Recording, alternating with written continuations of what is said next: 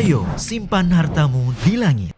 Infak dan sodakoh Bank Syariah Indonesia, nomor rekening 10352082887. Bank Muamalah, nomor rekening 301021555 atas nama Yayasan Khalid Basalamah. Jazakumullahu khairan. Assalamualaikum warahmatullahi wabarakatuh. Alhamdulillah wassalatu wassalamu ala Rasulillah. Segala puji dan puja kehadirat Allah Subhanahu wa taala, juga salawat dan taslim kepada Nabi besar Muhammad sallallahu alaihi wa ala alihi wa sahbihi wasallam. Saudaraku seiman, seperti biasa di hari Kamis kita melanjutkan di pukul 13.00 sampai 14.00 insyaallah bedah buku kita Wanita Muslimah Inilah Surgamu yang ditulis oleh Syekh Abdullah bin Jarullah Alu Jarullah, dan kita akan masuk ke bab pada siang ini, semoga Allah berkahi, yang berjudul Nasihat untuk para wali, anjuran agar segera menikahkan anak perempuan dan mempermudah pernikahan. Bahasan ini teman-teman sekalian adalah bahasan yang sangat penting, ya. Termasuk di masa kita sekarang ini ya. Dan juga kita bicara lebih kerucut lagi adalah di Indonesia. Wali adalah ayah kandung sebenarnya. Dan kalau ayah meninggal maka digantikan dengan saudara-saudara ayah, ya. Kalau tidak ada mereka maka bisa saudara kandung dari calon mempelai wanita. Intinya kita kembali kepada wali yang tertinggi, yaitu ayah kandung, agar mereka memudahkan pernikahan anak perempuannya atau segera segera menikahkan atau mempermudah pernikahan mereka. Di sini teman-teman sekalian, dari judulnya ada banyak sekali kita bisa ambil pelajaran dari judulnya saja, ya. Yang pertama di sini ada nasihat untuk para wali, kembali kepada ayah kandung, ya. Berarti tidak ada campur tangan ibu dalam pernikahan anak. Dan memang begitu gambaran dalam syariat Allah Subhanahu wa taala. Pernikahan anak perempuan murni kembali kepada ayah kandungnya, ya. Tentu kita tidak bicara kalau ayah kandung punya udzur, karena itu ada bab bahasan sendiri siapa penggantinya. Tapi kita bicara di saat ayah kandung ada. Dia walinya. Kalau seorang ayah menolak lamaran seorang anak laki-laki, itu hak dia mutlak. Kalau seseorang ayah menikahkan anak perempuannya, tidak ada yang bisa membatalkan pernikahan itu. Dia walinya mutlak, gitu. Dia pemilik wewenang dalam masalah ini. Tentu dia nggak boleh zalim dengan anak perempuannya, dalam arti kata dia paksa menikah dengan orang-orang yang buruk. Tetapi saya yakin wali-wali yang berakal normal, muslim yang baik, tidak mungkin juga dia menikahkan anak perempuannya dengan sembarangan laki-laki, kan gitu. Dia pasti punya pertimbangan-pertimbangan, dia harus melihat bukan cuma sekedar dari satu sisi, tapi banyak sisi yang akan diperhatikan dan diprioritaskan adalah masalah agamanya. Jadi kalau si laki-laki ini ditolak oleh wali perempuan, banyak yang terjadi, mereka datang kepada ibunya si calon mempelai perempuan ini. Kemudian dengan berbagai macam cara merayu misalnya, ya, supaya ibunya ini bisa menyetujui pernikahan, dan akhirnya karena memang dalam rumah tangga si ibu ini bentrok dengan suaminya, maka dia pun mengatakan tidak masalah, nikah saja. Maka berjalanlah pernikahan tersebut. Nah ini jadi kacau balau semuanya nih. Karena Nabi SAW mengatakan perempuan manapun yang menikahkan dirinya tanpa izin walinya, nikahnya batal. 3 kali disebutkan. Ya. Artinya pernikahan itu percuma, sia-sia, batal. Ya, tidak ada yang sah dalam pernikahan itu. Maka ini poin wajib digarisbawahi. Gitu kan? Jadi memang keputusan mutlak ada di tangan wali, yaitu ayah kandung. Poin yang lain di sini ada 2 hal yang ditekankan dalam judul kita, agar segera menikahkan anak perempuannya. Poin ini juga penting digarisbawahi. Segera menikahkan berarti setiap ayah wajib menggarisbawahi. Itu adalah tanggung jawab dia. Dia bisa menanggung beban dosa di saat anak perempuannya sengaja dia tidak segera nikahkan, akhirnya terjerumus dalam perbuatan-perbuatan yang haram. Misalnya dia biarkan anaknya selesaikan dulu kuliahnya. Selesaikan dulu kuliahnya misalnya. Nah ini tidak boleh. Sementara anak perempuannya ini mungkin melalui banyak fase-fase fitnah. Dan tidak ada kewajiban dia harus menyelesaikan sampai sarjana misalnya. Tentu boleh saja seorang ayah membiarkan anaknya kuliah di saat memang dia lihat dia butuh. Dia berada di era teknologi seperti sekarang dan dia melihat anak perempuannya butuh untuk belajar. Ya, ada perusahaan yang dia punya dan dia butuh. Ada yang bisa membantu dari perusahaan misalnya. Ada hal mendesak dan itu pun tidak boleh ada pelanggaran agama. Kapan ada pelanggaran agama? Berarti dia ikut dalam andil dosa anak perempuannya itu. Makanya di sini nasihat segera menikahkan itu adalah poin yang luar biasa. Dan tidak ada salahnya menyatukan antara menyelesaikan kuliah dengan menikah. Misalnya si wali perempuan memberikan syarat kepada calon mempelai laki-laki, ya, saya izinkan kamu nikah dengan anak perempuan saya, tapi juga saya minta agar anak perempuan saya diberikan kesempatan menyelesaikan kuliahnya. Nah itu boleh, tidak ada masalah. Dan di saat si calon mempelai laki-laki menyetujui itu berarti dia wajib memenuhi akadnya. Nah ini poin yang bisa digarisbawahi gitu kan. Jadi prestasi dunia boleh saja dikejar. Tapi perlu kita garis bawahi ya, kondisi laki-laki dan perempuan secara kejiwaan beda. Di saat laki-laki memang yang Allah bebankan pada dia nanti nafkah buat keluarganya, memiliki ijazah, maka dia akan gunakan ijazahnya untuk memang kewajiban dia, yaitu mencari nafkah. Sekarang bertanya, kalau perempuan akan digunakan untuk apa? Kalau dia mencari prestasi dunia, ada prestasi dunia terbaik. Prestasi dunia terbaik adalah menjadi istri, menjadi ibu buat anak-anaknya, gitu kan? Bukan mengejar titel S1, S2, S3 gitu kan. Sampai saya pernah kedatangan tamu, itu sudah S3. Dan karena dia sudah berumur, akhirnya menanyakan masalah hukum bagaimana kalau dia sekarang menikah, berpoligami, dengan seorang temannya. Dengan seorang temannya. Maka saya jelaskan kalau hukum poligami tidak ada masalah. Pada saat itu tentu langsung di tempat lokasi akad nikah ya, saya diundang. Kemudian ditanyakan hukumnya sebelum akad nikah. Saya bilang nggak ada masalah. Ya. Jadi bukan saya bertemu berdua gitu, tidak. Dan akhirnya terjadilah pernikahan tersebut. Tapi dari bahasa keluhan yang ada, dia udah nggak tahu lagi harus mengambil langkah apa. Karena sibuk mengejar prestasi pendidikannya sangat tinggi, dia nggak tahu. Dia tidak pikirkan pernikahan dan sekarang baru muncul fitrah wanitanya ingin berstatus istri. Dan orang sudah sungkan. Yang mau lamar dia siapa gitu. Kalau orang S1 melamar S3, sungkan. S2 melamar S3, sungkan. Harus juga yang selevel dengan dia S3. Gitu kan? Atau orang-orang yang punya jabatan tinggi, yang punya nama harum, yang bisa mengimbangi ijazah dia.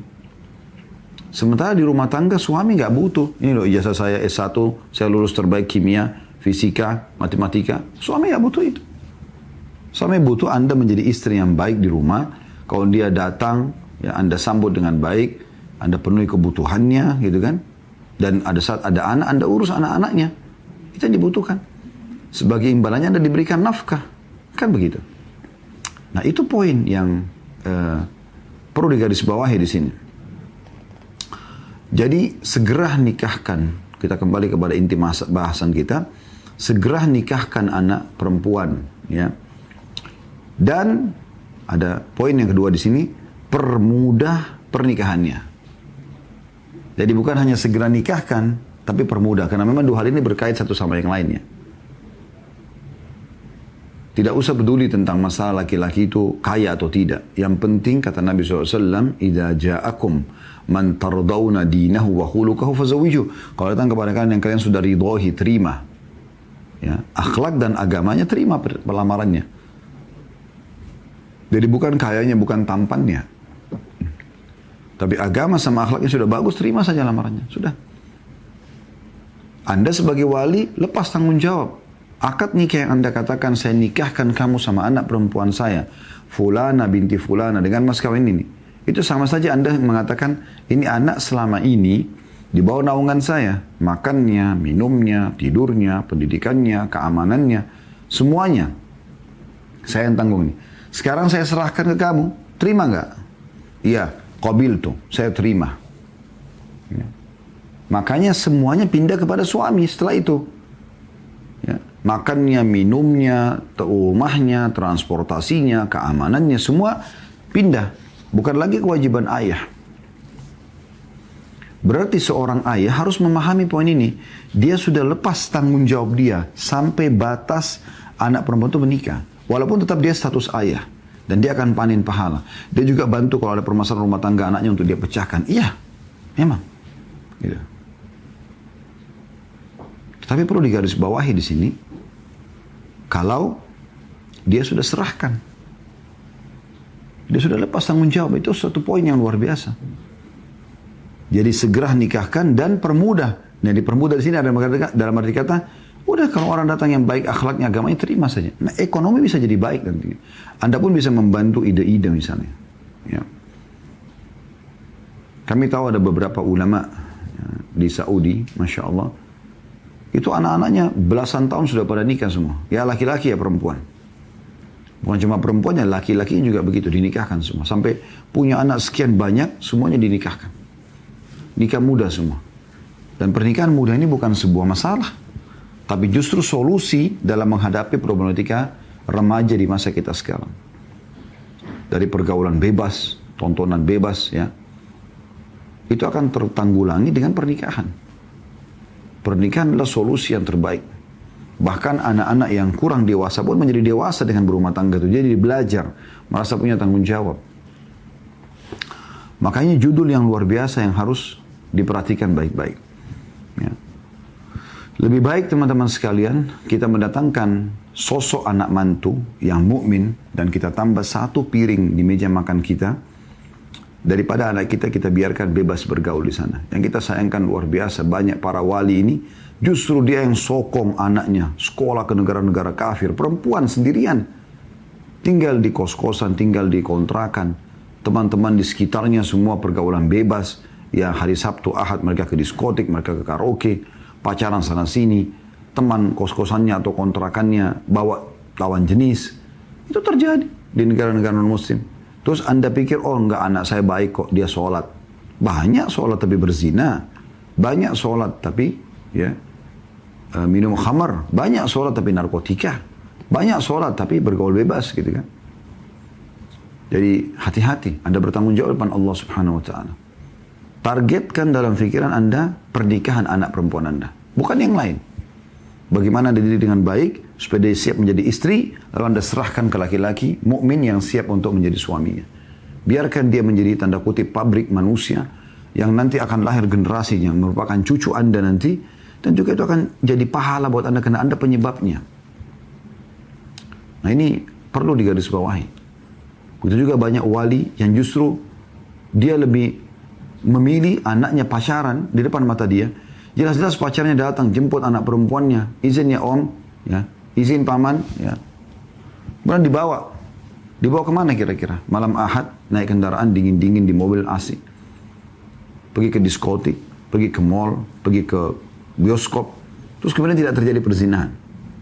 Anda letakkan diri Anda coba, kalau Anda di posisi si laki-laki itu. Anda berjalan berdua sama perempuan, keluar dengan kecantikannya, dengan kencang kulitnya masih masa muda gitu kan, belum dandanan yang dia pakai, belum pakaian yang terbuka, terus kemudian jalan berduaan, ngomongnya semua mesra-mesraan di mobil, sayang, apalah segala macam, sentuh-sentuhan, terus kemudian tidak terjadi perzinahan. Nggak mungkin. Anda tanggung dosanya. Poin yang saya ingin diberikan adalah berarti Anda sebagai wali siap menanggung dosanya. Itu poinnya. Saya akan bacakan apa yang ditulis oleh penulis di sini. Itu tadi baru kita bahas masalah judulnya karena ini penting sekali. Beliau mengatakan kepada setiap muslim yang arif, berakal, kepada setiap lelaki yang mendapat anugerah dari Allah untuk mengasuh putri-putri, saudari-saudari dan para kerabat wanita. Kami sitirkan kepada mereka harapan ini. Kami nasihati saudaraku muslim yang mulia, hendaklah kita bertakwa kepada Allah Azza wa Jalla. Nasihat pertama, bertakwa pada Allah. Tunduk pada Allah. Tunduk dengan peraturan-peraturan Allah. Sesuai dengan apa yang Allah firmankan dalam surah At-Talaq ayat 2 sampai ayat 3. A'udzu billahi minasyaitonir rajim. Wa man yattaqillaha yaj'al lahu makhraja wa yarzuqhu min haitsu la yahtasib. Siapa yang bertakwa kepada Allah, niscaya dia Allah akan mengadakan baginya jalan keluar dan memberinya rezeki dari arah yang tidak disangka-sangka. Kami nasihati agar berbuat baik kepada wanita-wanita yang berada dalam asuhan saudara, putri saudari, ya, putri, saudari atau kerabat Anda. Jadi ada orang menaungi anak perempuannya, ada orang menaungi saudari perempuannya karena orang itu sudah meninggal. Ya, dia bertanggung jawab. Ada orang misalnya kerabat yang dititipkan sama dia. Ya. Bertakwa kepada Allah dalam masalah ini, berbuat baik pada mereka. Dan perbuatan baik yang paling luar biasa adalah selain memberikan makan minum, menikahkan mereka, menyerahkan mereka kepada laki-laki saleh. Ini poin paling besar pahalanya. Anda memberikan dia sosok laki-laki yang jadi imam buat dia, pemimpin buat dia, yang membawa dia ke jalan Allah Subhanahu wa Ta'ala.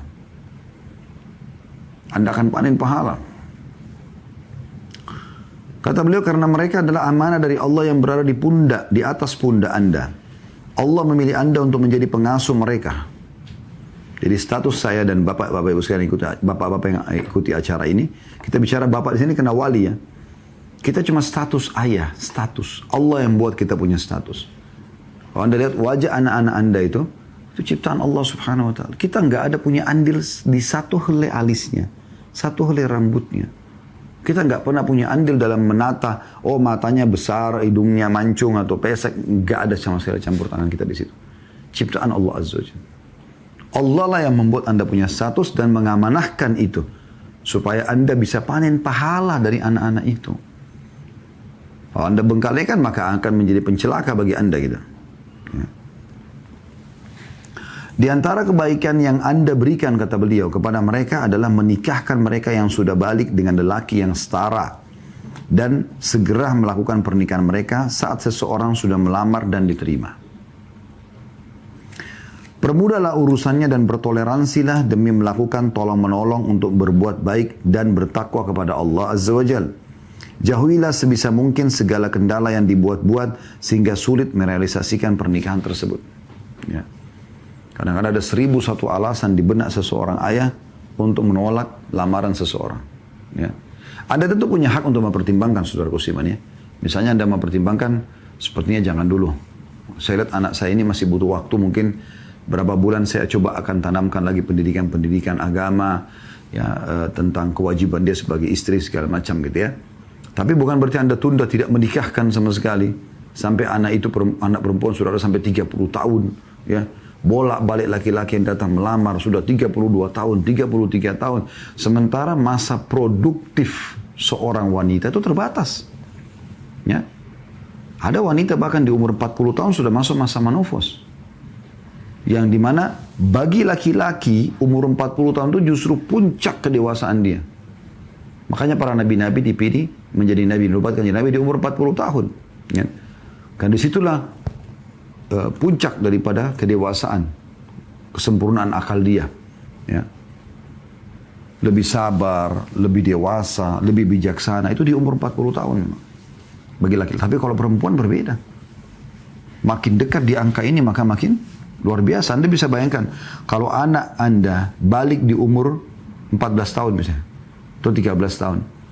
Anda nikahkan dia 23 tahun kalau dia balik 13 tahun. Berarti 10 tahun dia Anda nganggurkan haid terus tiap bulan. Yang tadinya ada sel telur yang bisa dibuai untuk menjadi ibu, itu luput. Saya kadang-kadang tidak habis pikir orang masih menganggap umur 20 tahun itu masih anak-anak. Dari mana anak-anaknya nih? Ya. Dari mana anak-anaknya? Itu kan tergantung Anda mendidiknya seperti apa. Kalau Anda membiasakan anak Anda seperti anak-anak terus di rumah, Anda nggak pernah suruh dia mengerjakan tugas di rumah, Anda tidak pernah ya melibatkan dia dalam memberikan dia kewajiban-kewajiban, beban, mungkin dia akan terus bermanja-manja seperti itu. Ya. Itu pun juga bukan cukup menjadi alasan agar Anda menunda pernikahan dia. Dari umur 23 tahun, 24 tahun itu sudah berumur. Bapak-bapak sekalian. Sudah cukup harus Anda nikahkan. Ya. Bukankah Abu Bakar menikahkan Aisyah radhiyallahu anhuma kepada Nabi SAW, dinikahkan dengan Nabi SAW di umur 6 tahun. Digauli di umur 9 tahun oleh Nabi SAW. Karena di umur 9 tahun, di umumnya di negara-negara Arab, orang sudah balik gitu kan. Kalau mungkin ada peraturan di pemerintah kita tidak boleh menikah kurang dari umur 17 tahun misalnya. Ya udah minimal Anda mencapai umur itu 17 tahun misalnya. atau 18 tahun, atau 20 tahun. Tapi itu pun sebenarnya secara agama sudah sangat jauh itu. Sudah sangat jauh. Harusnya tidak seperti itu. Idealnya tidak seperti itu. Kata beliau, jangan mempermahal mahar sehingga pihak pelamar keberatan. Anak jangan dijadikan sebagai ajang bisnis. Mau nikahi anak saya, berapa lamaran kamu? 30 juta. Wah, ini sudah bukan zamannya sekarang. Bisa cari rumah lain. Dagang. Dibisniskan. Subhanallah. Ini ibadah saudaraku. Jangan nilai dengan duit. Selain amanah di pundak Anda, sebagaimana tadi beliau sudah katakan, ini amanah. Allah akan tanya, kenapa kau tidak nikahkan anakmu, kenapa kau tunda? Juga dia bukan ajang bisnis Anda. Ajang pahala Anda. Anak perempuan itu ajang pahala. Lebih besar bahkan pahalanya daripada anak laki-laki. Dalam banyak hadis, ya. Orang yang sabar dalam mendidik anak perempuannya, segala macam. Itu ada keutamaan tersendiri dibandingkan anak laki-laki. Jadi memang mereka tuh lebih ekstra perhatian. Walaupun dalam pembagian hak, itu disamaratakan kalau hibah. Tidak boleh dibandingkan antara anak-anak. Harus adil. Karena kata Nabi SAW, kalau aku bisa membedakan, aku akan dahulukan anak perempuan. Aku akan dahulukan anak perempuan. Kata beliau, jangan mempermahal mahar sehingga pihak pelamar keberatan. Jangan memperbanyak permintaan sehingga pernikahan justru menjadi gagal karenanya. Boleh nanti, tapi ya tunggu dulu ya. Mungkin tahun depan. Ada gedung di sana, saya ingin di sana anak saya menikah. Dipersulit gitu. Ya. Dan akhirnya si pria tadi yang baik mencari wanita lain. Karena bisa saja ia mendapatkan wanita lain yang mau menerima mahar lebih murah, sementara wanita itu juga setara dengannya lagi terjaga kesuciannya. Hanya orang pindah lamar ke yang lain. Kadang-kadang juga ada sebagian wali mengatakan, anak masalah, anak saya cantik kok, pasti orang semua mau. Dia terkurung di situ terus, sehingga akhirnya anaknya tertunda menikah. Dan hati-hati teman-teman sekalian yang menjadi wali ini ya. Anda kalau sibuk terus membuat anak perempuan yang mengejar prestasi, perempuan ini agak berbeda. Kenapa kita laki-laki ini disuruh memberikan nafkah kepada perempuan? Kenapa enggak rumah tangga sama-sama? Sehari si laki-laki yang biayai, perempuan sehari. Kenapa enggak sama-sama? Kan katanya harus gender, harus sama. Kalau begitu berarti sama-sama, kasih makan. Ya. Tapi dalam Islam tidak begitu. Laki-laki yang punya kewajiban. Kata Nabi SAW, hak istri kalian memberikan makanan, minuman, dan pakaian yang layak buat dia. Bukan dia yang harus mencari gitu. Jadi memang laki-laki punya tanggung jawab di sini, bukan main-main ini. Ya. Kalau si laki-laki tadi melihat lamaran ini dipersulit, lalu dia dapat perempuannya, dia akan melangkah. Akhirnya si perempuan tadi kesian yang ditunda-tunda pernikahannya oleh walinya hanya karena egonya dia, hawa nafsunya dia. Dia mau seperti apa yang dia inginkan, padahal anaknya sudah sangat butuh. Sampai pelamar si fulan ditolak, pelamar fulan si tolak.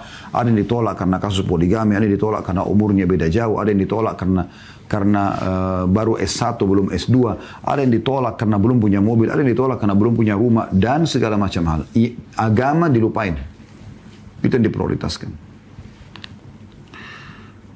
Lalu kata beliau di sini, wanita pertama yang dilamar akhirnya malah hidup dalam kesendirian, terasing dan merasa terisolir, ya. Dia terisolasi. Bahkan bisa jadi ia akan menjadi perawan tua. Di sebagian wilayah begitu. Saya pernah dapatkan kasus tadi yang saya bilang masalah pendidikan itu, ada satu orang tua, karena ayahnya berpendidikan tinggi, dia sibuk suruh anak perempuannya terus berpendidikan tinggi. Sampai selesai fakultas kedokteran, melanjut spesialis diizinkan. Belum nikah juga. Akhirnya sampai anak perempuan. Kebetulan memang dia di keluarga kaya. Semua sudah ada, rumahnya bagus, mobilnya bagus. Apa saja yang dia mau ayahnya kasih. Gitu kan. Dimanjakan luar biasa. Tambah lagi, dia sekarang sudah S2, sudah spesialis. Lalu kemudian dia bekerja di satu rumah sakit jadi punya kedudukan tinggi dan penghasilannya sudah sangat besar. Karena setiap hari ada pasien dia, sudah spesialis gitu. Dia sudah tahu dokter spesialis biasanya lebih mahal bayarannya gitu. Akhirnya sampai pada titik orang tuanya berharap dia menikah, dia sudah tidak mau. Setiap kali ditawarkan tidak mau. Karena dua hal. Yang pertama, Dia sudah merasa nyaman dengan pendapatan dia. Dan ini beda antara laki-laki sama perempuan. Kalau laki-laki itu kan tadi saya sempat singgung. Kalau seandainya dia punya pendapatan, dia punya ijazah, dia berpikir untuk memang memberikan ke keluarganya. Allah sudah bebankan dalam jiwanya itu. Kalau perempuan tidak, cenderung menabung. Cenderung untuk tidak berbagi. Maka dia dengan ada pendapatan, dia berpikir, untuk apa saya menikah? Nanti suami saya juga kalau mau kasih saya apa sama pendapatan saya. Ataupun nanti dia ambil harta saya. Bisa berpikiran begitu. Padahal sebenarnya tidak akan ke situ pikiran laki-laki ya. Tapi banyak perempuan begitu. Jadi faktor yang pertama, dia berpikir dia sudah nyaman. Faktor kedua, dia tidak mau menikah selama dia anggap itu belum setara sama dia. Lalu, di mana dia harus cari dan datangkan seorang laki-laki yang bisa menerima dia sebagai dokter spesialis, kecuali juga dokter spesialis dari laki-laki yang umumnya sudah menikah, sudah beristri. Nah dia sekarang mau yang bujang, ya. Plus lagi kaya, plus lagi beragama, ini akan sulit. Akhirnya orang tuanya sempat bicara sama saya, minta tolong bagaimana caranya menasihatin anak perempuan ini supaya dia mau menikah gitu. Saya katakan memang kalau Anda sudah membiarkan seperti ini tidak semudah yang Anda bayangkan. Dia udah punya prinsip, dia punya pendapatan sekarang, dia punya pekerjaan. Tapi Anda bisa lakukan pertama Anda berdoa, yang kedua coba kita nasihatin. Semoga Allah SWT bisa lunakkan hatinya. Tapi ini pelajaran teman-teman sekalian. Karena Allah tidak suruh Anda menjadikan Anda dokter spesialis. Atau manajer sebuah perusahaan, kepala marketing. Ya, atau bahkan owner perusahaan, tidak. Anda disuruh anak Anda dijadikan dia sebagai istri. Jadikan dia sebagai ibu bagi anak-anaknya. Makanya Sa'id bin Musayyib rahimahullah punya anak perempuan, hafidzah Quran, terkenal kecantikannya, kepintarannya, kesolehannya. Satu waktu dilamar oleh kandidat khalifah. Ditolak sama dia. Artinya sekarang khalifah yang hidup pada saat raja pada saat itu, kalau meninggal ini jadi calon penggantinya langsung. Ya. Putra mahkota. Dan ayahnya sudah sangat tua. Kemungkinan besar dia akan jadi khalifah dalam waktu dekat. Dilamarlah anaknya, Sa'id bin Musayyib rahimahullah. Beliau tolak, tidak mau. Tidak ada orang pada masa itu ya berpikir akan menolak lamaran khalifah. Raja muslimin dan terkenal juga orang ya orang kaya, orang punya kedudukan, orang tampan, jalur nasabnya baik. Cuma memang ada alasan. Sa'id bin Musayyib rahimahullah pada saat di majlis setelah datang lamaran tersebut dan dia sudah ya, mau menyatakan penolakan lamaran kandidat khalifah itu, di majlis dia ada seorang murid dia yang dia lihat selalu hadir, rutin di depan dia, duduk terus, taklim serius, belajar, bertanya gitu. Satu waktu murid itu tidak datang selama sepekan kalau tidak salah, sepekan. Waktu dia datang, kata Sa'id rahimahullah, kemana saja kamu ini? Kok nggak ada dalam majlis? Dia bilang, istri saya baru meninggal dunia. Dan saya tersibukkan dengan itu. Saya mengurus itu. Kata Sa'id bin Musayyib, kenapa kau tidak bilang? Mungkin saya bisa bantu. Ya, mungkin saya bisa bantu, bantu sholati, saya bantu. Saya juga datang takziah, saya bantu kamu apalah, finansial gitu kan. Maka dia bilang, saya tidak mau sibukkan Anda, kata muridnya. Langsung kata Sa'id bin Musayyib, apa kau sudah menikah lagi? Dia bilang, belum. Karena kan laki-laki kalau istrinya meninggal, tidak ada masa iddahnya. Beda kalau perempuan, kalau suaminya meninggal ada 4 bulan, 10 hari. Kalau laki-laki tidak meninggal hari ini, istrinya dia bisa menikah setelah itu. Imam Ahmad rahimahullah meninggal, istrinya hari ini dia menikah malamnya. Jadi orang pada saat datang takziah, datang juga sekalian untuk walimahnya dia. Maka ada yang sempat bertanya, wah Imam, bagaimana kami memahami sikap ini gitu. Kata Imam Ahmad, saya takut kalau saya meninggal malam ini, ya, maka saya meninggal dalam keadaan bujang, saya tidak mempunyai istri. Maka saya lakukan dan tidak ada masa iddah bagi laki-laki. Ya. Maka kata Sa'id rahimahullah kepada muridnya, kenapa kau tidak menikah lagi? Dia bilang, siapa yang mau sama saya? Saya duda, ya seperti sebagian orang persepsinya duda itu jelek ya. Padahal sebenarnya tidak semua duda itu jelek gitu. Ya. Kalau dia memang cerai karena melakukan kekerasan atau kesalahan yang fatal gitu kan. Dukun, syirik kepada Allah, mukul, khamar, narkotika itu lain. Tapi kalau enggak, istrinya meninggal atau istrinya yang fasik, yang rusak, satu sudah tidak mengganggu. Saya duda, saya juga orang miskin. Tidak ada yang mau sama saya. Kata Sa'id rahimahullah, saya nikahkan kau sama anak perempuan saya. Kata muridnya, Anda nikahkan saya? Kata Sa'id, ya. Panggil saksi, ada berapa dirham yang ada di kantongmu, keluarkan sebagai mahar, dikeluarkan. Lalu Sa'id langsung bilang, saya nikahkan kau sama anak perempuan saya, Fulan binti Fulan dengan mas kawin ini. Muridnya bilang, saya terima nikahnya. Ini duda miskin. Sudah, kata orang ini, saya kayak orang yang mimpi. Nggak nyangka saya bisa menjadi anak mantunya Sa'id, seorang ulama dunia. Sekarang saja namanya Sa'id bin Musayyib, kalau disebutkan, kalau para penuntut ilmu tidak asing, ini pemimpin, termasuk salah satu pemimpin ulamanya tabi'in. Apalagi di masa itu, memang itu dikenal sekali gitu. Maka dia bilang, saya pulang, itu saya lagi puasa, setelah ta'lim pagi, siang, sore menjelang maghrib, saya lagi di rumah. Siapkan diri saya untuk buka puasa dengan roti kering, dengan ada minyak zaitun. Saya nggak punya apa-apa. Biasa kalau orang zaman dulu miskin tuh, roti kering dicelup di minyak baru dimakan. Untuk buka puasa loh ini. Nggak punya apa-apa. Dia bilang, tiba-tiba ada yang ketuk pintu, saya bilang, siapa? Lalu dia bilang, Sa'id. Terlintas di benak saya semua nama Sa'id kecuali guru saya ini. Saya udah lupa tadi kasus saya menikah, karena seperti orang yang mimpi seketika saja. 5 menit, kurang dari 5 menit akad nikah selesai. Dan saya tidak dipanggil ke rumahnya, tidak apa, udah selesai. Terus saya buka, ternyata Sa'id guru saya katakan, imam itu kayak kita kiai guru ya. Dia bilang, kenapa anda tidak bilang biar saya yang datang? Kata Sa'id, tidak, saya lebih layak untuk datang kepadamu hari ini. Lalu kemudian kata muridnya ini, Sa'id pindah, guru saya pindah ke arah ke sisi kanan, di belakangnya ada anak perempuannya, pakai cadar. Lalu dia mengatakan, masuklah anakku dengan izin Allah ke rumah suamimu. Maka tiba-tiba anak perempuan ini masuk, ikuti taat sama ayahnya, berdiri di dekat pintu bagian dalam. Saya pun seperti orang yang tidak menyangka, lalu Sa'id pergi meninggalkan kami. Begitu saja. Saya nggak tahu harus buat apa. Saya coba masuk ke rumah, merapikan dulu rumah saya masih berantakan, sudah nggak sempat, sebentar lagi azan.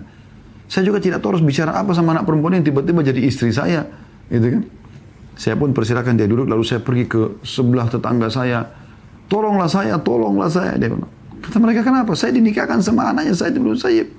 Kata mereka, apa kau sudah gila? Sa'id bin Musayyib, kami dengar berita kandidat khalifah melamar ditolak. Dia bilang, demi Allah ada di rumah saya sekarang. Lalu dia lari ke rumah ibunya, dia sampaikan. Ibunya bilang, gak mungkin. Kita datang ke rumah, mereka datang, ternyata betul. Kata ibunya anak ini, jangan kau sentuh dia, sampai saya siapkan dia sebagai seorang pengantin wanita. Maka kata dia, silahkan. Didandanilah, dihormatin, ditenangkan hatinya karena ayahnya bawa dia ke rumah suaminya dengan cara seperti itu. Kemudian setelah selesai, dia datangkan kepada saya, dia bilang. Bahwa salah 2-3 hari setelah itu. Baru kemudian saya temukan dia, waktu dibuka cadarnya, saya menemukan istri saya ini wanita tercantik yang pernah saya lihat. Dan yang paling banyak menghafal Al-Quran dan juga paling banyak menghafal hadis Nabi SAW. Waktu ditanya Sa'id bin Musayyib, kenapa anda tolak lamaran kandidat khalifah? Dia bilang, anak saya sudah didik dengan baik. Sudah menjadi orang yang faham agama. Hanya dia menjadi istri khalifah, dia berada di dayang-dayang, sekitar dayang-dayang di istana memang, maka dia akan lupakan agamanya. Saya nikahkan dengan penuntut ilmu, selesai. Begitu pemikiran seorang wali yang cerdas. Dia bagaimana menyelamatkan agama dan agama anaknya dan juga amanah yang ada di pundaknya. Selanjutnya kata penulis, saudaraku seiman, bertakwalah kepada Allah Azza wa Jal dengan cara berbuat baiklah kepada para wanita dalam asuhan anda.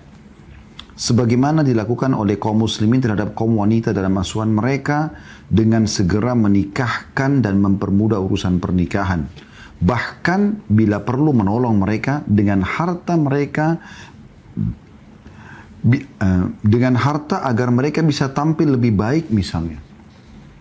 Jadi anjuran penulis lebih besar daripada itu. Bukan hanya sekedar segera menikahkan anak perempuan, bukan hanya sekedar mempermudah. Kalau perlu bantu pernikahan itu. Bukan kita tunggu ada uang dari calon mempelai laki-laki. Bahkan tak jarang, kata beliau, para wali yang mengeluarkan semua biaya pernikahan dan mahar dari uang mereka sendiri karena Allah Azza wa Jalla, karena ingin mendapat pahala. Karena tahu ini adalah amanah di sisi Allah dan dia panen pahala dengan pernikahan anaknya itu. Yakni ketika kondisi ekonomi suami memang mengharuskan adanya bantuan tersebut. Ada juga di antara para wali yang ketika melihat wanita dalam asuhannya atau putrinya perlu menikah, segera ia mendekati para kerabatnya atau bahkan orang lain untuk mencari siapa yang soleh dan layak menjadi suaminya. Lalu dengan uangnya sendiri ia membayarkan mahar lelaki tersebut untuk putrinya. Bahkan ia menanggung nafkah dan kebutuhan tempat tinggal mereka demi kesenangan putrinya dan menyelamatkan dari bencana sebagai perawan tua dari bahaya was-was, pikiran-pikiran kotor dan perasaan yang menghantui dirinya. Tentunya si wali ingin mendapatkan keberuntungan di sisi Allah dengan membantu mengeluarkan putrinya ke dalam mahligai pernikahan. Sehingga ia menjadi seorang istri, sekaligus juga seorang ibu dan pengatur rumah tangga. Sebagai pengasuh dan penanggung jawab setelah sebelumnya hanya menganggur, terasing, terkekang dan tersiksa oleh keadaan. Seorang muslim yang mencarikan jodoh yang cocok untuk wanita asuhnya, berarti ia melakukan yang terbaik untuk dirinya sendiri. Karena ia telah menyelamatkan anak asuhnya itu dari hidup yang gelap, dari kesengsaraan dan musibah yang menimpahnya. Mungkin Anda bertanya, memang musibah apa Ustaz kalau anak perempuan telat menikah? Musibah karena ada gejolak syahwat dalam diri. Ada keinginan besar untuk bisa menjadi seorang istri, ya, melayani suami, ada keinginan besar untuk menjadi seorang ibu, itu fitrah, Allah kasih. Allah kasih. Makanya kalau tidak dinikahkan, pelampiasannya kemana? Ke pergaulan bebas, ingin kenal laki-laki. Ya, umum itu. Tapi kalau Anda nikahkan sebelum dia kenal laki-laki, dia hanya tahu suaminya, itu akan aman. Karena interaksi mereka dari tatapan, dari sentuhan, dari ciuman, bahkan kemaluan ke kemaluan, itu semua halal. Itu poinnya. Ya. Dan juga di sini dikatakan, ada sebagian wali, karena ingin mencarikan pahala dan itu kebaikan buat dia membantu mempelai laki-laki untuk bisa memberikan mahar sebagai tanda sahnya, salah satu tanda sah pernikahan. Untuk mendapatkan pahala. Demi juga anak perempuannya. Karena kesolehan itu sangat mahal, teman-teman sekalian. Walaupun harus dibeli. Tanda kutip di sini ya, tanda kutip dibelinya. Artinya, dia cari calon mempelai buat anak perempuannya, ya, yang bisa membimbing. Kalau ada yang alhamdulillah yang pintar, yang kaya, yang tampan, yang soleh, alhamdulillah, bagus. Tapi kalau tidak ada, umumnya orang-orang soleh biasanya miskin, susah. Ya? Secara ekonomi gitu. Dari keluarga yang susah tapi mereka taat kepada Allah, azan ke masjid, puasa Senin Kamis, ibadah kepada Allah SWT, luar biasa. Mereka menjaga diri. Nah itu yang kita ambil. Tempat mereka di masjid dan majelis ilmu supaya menjadi anak mantu. Ya. Itu poin yang tidak boleh luput dari setiap wali. Umar bin Khattab radhiyallahu anhu keliling mencarikan jodoh buat Hafsah. Dan beliau datang mencari orang-orang yang dewasa yang beriman. Datang kepada Utsman bin Affan. Utsman bin Affan belum memberikan jawaban, seakan-akan belum butuh. Ditawarkan kepada Abu Bakar. Abu Bakar pun diam pada saat itu. Maka Umar bingung mau tawarin siapa lagi. Akhirnya beliau berdoa kepada Allah Subhanahu wa taala. Beberapa hari kemudian agar datangkan jodoh yang baik buat Hafsah, tiba-tiba beberapa hari kemudian datang lamaran Nabi Muhammad SAW. Setelah dilamar oleh Nabi SAW, baru Abu Bakar mengatakan, "Hai Umar, saya tahu dalam jiwamu ada sesuatu yang mengganjal dari penawaran Hafsah yang aku masih tolak, belum kasih jawaban, seakan-akan nolak. Perlu kamu ketahui kalau Nabi SAW pernah menyebut nama Hafsah dan itu menandakan beliau ingin menikahinya. Dan karena itu aku tidak berani melangkah. Andai saja Nabi SAW tidak menyebut nama Hafsah, maka aku sudah menikahinya." Tapi saksi bahasan kita bagaimana Umar bin Khattab keluar mencari anak mantu. Bukan kita tunggu. Ya. Banyak orang eksklusif. Sampai akhirnya anak-anaknya tidak nikah-nikah. Orang juga segan datang ke tempat dia. Ada di kalangan da'i yang terkenal soleh. Tapi dia sendiri karena menutup diri dari publik, tidak interaksi sama orang. Orang segan, orangnya terlalu keras misalnya. Sampai orang tidak tahu ini punya anak perempuan atau tidak. Atau kalaupun ada orang berpikir beberapa kali, mau jadi anak mantunya si fulan, gimana ini gitu. Mereka segan dan sungkan, tidak pernah tersenyum, tegas, serius terus. Nabi SAW senyum, Nabi SAW berinteraksi. Ada saatnya serius, ada saatnya beliau lunak, ya, bercanda. Ada orang yang pernah datang kepada kami membahasakan, berkeluh kesah. Anak perempuannya berapa orang, padahal orang ini sangat baik gitu. Cuma karena tertutup mungkin ya, jadi tidak ada orang yang datang melamar. Orang juga, selain tidak tahu, ada juga orang yang segan gitu. Maka di saat itu mungkin ada saatnya Anda yang keluar, Anda yang bertanya, ya, Anda yang meminta kalau ada orang soleh. Lalu kata beliau, dengan demikian, kalau kita tawarkan anak kita cari calon atau kita mudahkan pernikahannya, kita mengeluarkan anak kita dari keterpurukan. Apa sih keterpurukannya? Iya tadi, ada syahwat yang dia harus lampiaskan. Kalau dia tidak segera nikahkan, dia akan tergoda. Sekali saja terbuka komunikasi dia, video call atau apa melalui medsos sama lawan jenis, ini sudah berbahaya sekali. Wa na'udzubillah. Semoga Allah jaga kita dan keturunan kita. Kata beliau, dengan demikian, ia telah menjalankan amanah. Kalau si wali menikahkan anak perempuannya, ia telah menjalankan amanah dan melakukan sunnah dan tuntutan fitrah alaminya orang mau menikah. Allah pasti akan berbuat baik kepada setiap wali yang berbuat baik kepada anak asuhannya. Karena wali yang tidak pernah menutup jalan bagi laki-laki yang mau melamar putrinya, tidak pernah menghalangi pernikahan untuk tujuan pribadi. Oh, saya yang tidak cocok. Bukan Anda. Anak Anda kalau cocok, tidak ada masalah. Kecuali pertimbangan akidah, ya. Pertimbangan akidah lain.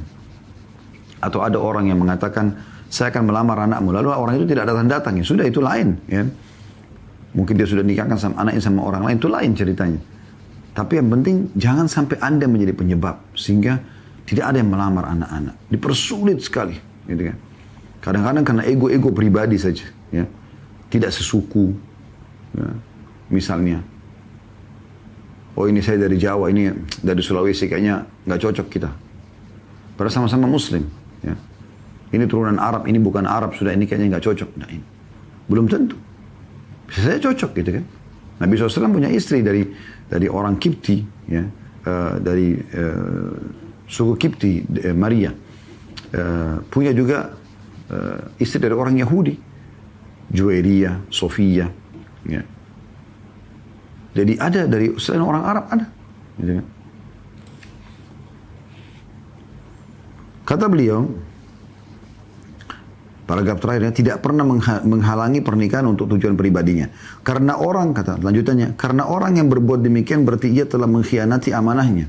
Kalau karena masalah pribadinya hanya dia tidak mau nikahkan anak perempuannya, ya, karena dia telah mengkhianati amanahnya dan menzalimi dirinya sendiri. Berarti ia telah menjerumuskan dirinya ke dalam pertanggungjawaban terbesar di hadapan Allah ketika diminta pertanggungjawabannya tersebut, yakni ketika ia telah menghalangi anak asuhannya untuk menikah secara sah. Menghalanginya untuk mendapatkan keturunannya, ketentraman batinnya, dan mendapatkan statusnya dalam masyarakat. Karena ia menyebabkan si putri menjadi janda tua, usang, hina, dan rendah. Ya. Jadi kalau misalnya pun gadis dinikahkan, kalau ditolak terus jadi perawan tua. Kalau janda, datang lagi jodohnya, nikahkan. Kecuali dia sendiri yang tidak mau. Ya. Kalau dia sudah punya anak banyak, dia tidak mau misalnya. Itu lain.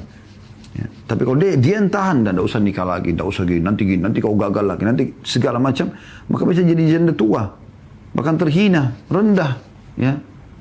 Nah, dia bisa jadi status istri, bisa mulia. Dia berkecil hati nanti. Si putri akan kehilangan hak dan jatahnya dalam kehidupan dunia, bahkan harus menghadapi bahaya resiko atau penyakit dan berbagai pikiran jelek. Ia juga akan diminta pertanggungjawaban karena menentang nasihat Rasulullah SAW. Si walinya maksudnya. Apa nasihat Nabi SAW? Istausu bin nisa'i khaira. Ya. Fa innahunna awanun indakum ay asirat.